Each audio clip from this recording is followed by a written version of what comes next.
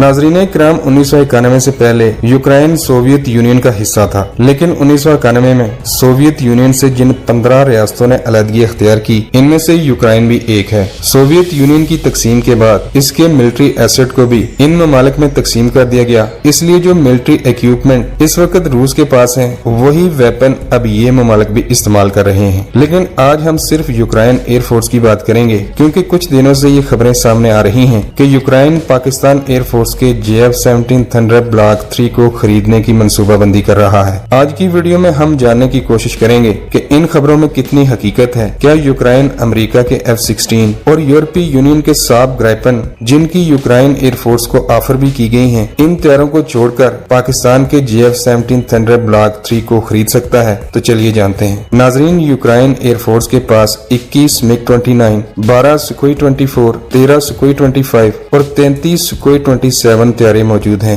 नाजरीन किराम, Soviet union से अलहदगी के बाद से यूक्रेनी एयरफोर्स में कोई नया तैयारा शामिल नहीं हुआ। दूसरी जानब रूस के पास यूक्रेन से ज्यादा वसाइल थे, इसलिए रूस ने न सिर्फ अपने पुराने फाइटर जेट्स को अपग्रेड किया, बल्कि नए फाइटर जेट भी बनाए। पिछले 30 सालों से यूक्रेन के पास मौजूद रूसी साख्ता तैयारों को न तो अपग्रेड किया जा सका और न ही यूक्रेन मुल्की सतह पर कोई फाइटर जेट बनाने में कामयाब हुआ। 2014 में रूस ने यूक्रेन के 39 MiG-29 तैयारों को अपने कब्जे में ले लिया था और इसके बाद से रूस और यूक्रेन के माबैन हालात भी काफी कशीदा चले आ रहे हैं। नाजरीन किराम, यूक्रेनी फजाइया की परेशानी की एक वजह यह भी है कि पुराने रूसी तैयारों के स्पेयर पार्ट्स के लिए भी यूक्रेन को रूस पर इन्हिसार करना पड़ता है। यूक्रेन की मेशियत भी इतनी अच्छी पोजीशन में नहीं है कि वो अब मजीद ट्विन इंजन तैयारों को अपग्रेड कर सके, इसलिए यूक्रेन एयरफोर्स किसी ऐसे लाइटवेट सिंगल इंजन तैयारे के हसूल के लिए कोशिशें कर रही है जो कीमत में भी कम हो, जिसकी मेंटेनेंस और फ्लाइंग कास्ट भी कम हो और यूक्रेन एयरफोर्स को इन तैयारों के स्पेयर पार्ट्स के हसूल में किसी दुश्वारी का सामना भी ना करना पड़े। यूक्रेन के पास सिंगल इंजन तैयारों की जो ऑप्शंस मौजूद हैं, इनमें पहली JF-17 थंडर ब्लॉक 3,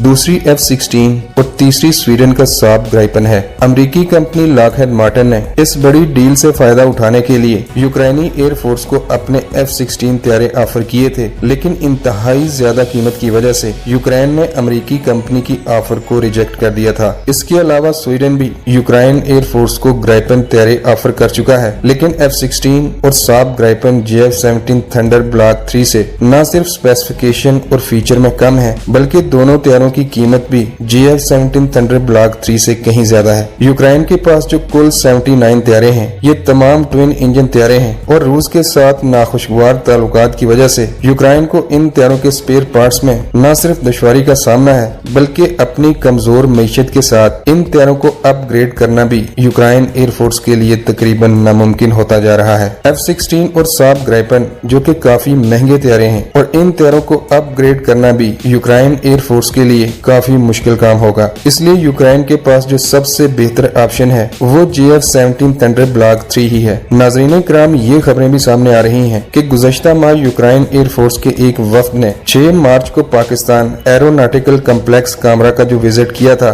ये दौरा किसी फोटो सेशन के लिए नहीं था, बल्कि इस दौरे में पाकिस्तान और यूक्रेन के माबैन JF-17 थंडर ब्लॉक 3 को लेकर बड़े फैसले किए गए हैं। इस हवाले से मजीद बताया जा रहा है कि यूक्रेन फजाइया की जानब से अमेरिका और यूरोपीय तैयारों को रिजेक्ट किए जाने के बाद अमेरिका और यूरोपीय ममालिक ने इस मुमकिना डील को रुकवाने के लिए कोशिशें तेज कर दी हैं। पाकिस्तान और यूक्रेन के माबैन इस बड़े दफाई मायदे पर असरअंदाज होने के लिए भारत की खिदमत भी हासिल की गई हैं और भारत ने यूक्रेन को इंतहाई कम कीमत पर अपने तेजस तैयारे ऑफर किए हैं। लेकिन इंडियन मीडिया पर चलने वाली खबरों से ये अंदाजा लगाना मुश्किल नहीं है कि भारत को मुंह की खानी पड़ी है। पाकिस्तान एयरफोर्स और यूक्रेन एयरफोर्स की जानब से इस मुमकिना डील को लेकर अभी मुकम्मल खामोशी है। ताहम इस हवाले से ये क्या सराहियां भी की जा रही हैं कि इस साल पाकिस्तान और यूक्रेन के माबैन JF-17 थंडर ब्लॉक 3 तैयारों की डील फाइनल हो सकती है और अगर पाकिस्तान और यूक्रेन के माबैन JF-17 थंडर ब्लॉक 3 तैयारों का मुआहदा होता है तो इसमें चीन का WS-13 इंजन लगाया जा सकता है। नाज़रीन किराम, पाकिस्तान और यूक्रेन के माबैन ये डील होती है या नहीं, इस बारे में बहुत जल्द डिटेल आपके सामने आ जाएंगी। लेकिन मलेशिया, बांग्लादेश और कतर के बाद अब यूक्रेन का भी JF-17 थंडर ब्लॉक 3 में इंटरेस्ट लेना इस बात की निशानदही करता है